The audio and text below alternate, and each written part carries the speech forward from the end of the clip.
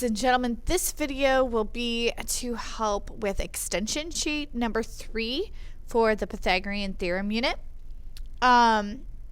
So this first problem here is not on your worksheet, but it's very similar to extension sheet number 2. And here's why. You're trying to find this, this value right here, this x value. So if you know that these are similar values, which your directions say for extension number 3, then we need to figure out, well, what's the scale factor that moves 3 to 9?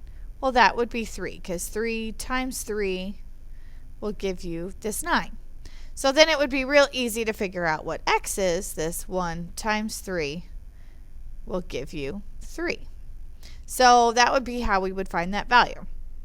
The problem that a lot of you are running into with extension sheet number 3 is that these values aren't nice friendly numbers. Okay, so to get from 11 to 15 is not some pretty number like 3 or 4, 2, or 1/2. So it makes this problem a little bit more difficult to work through. So we're going to set up what we call a ratio, and this would be kind of a blast from the past from 7th grade, I believe.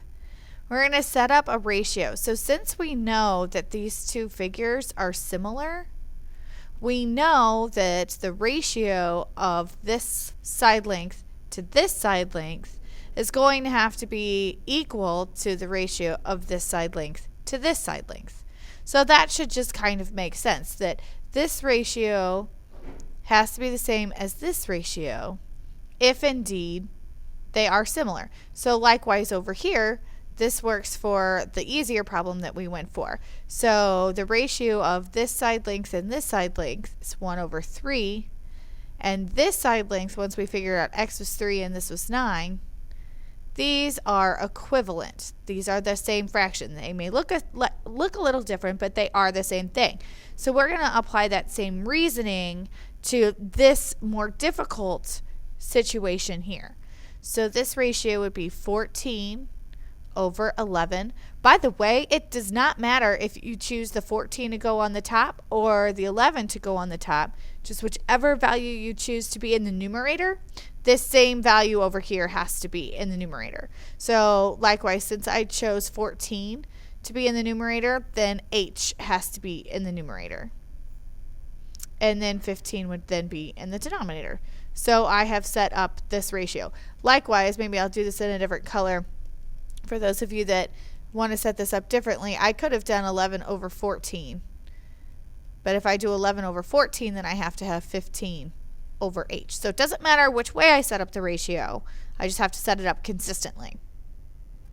So if you brush off the cobwebs from 7th grade, then you should remember something called cross multiplying, which means some of you called it crisscross applesauce. Who knows? You have to multiply the values that are across from one another.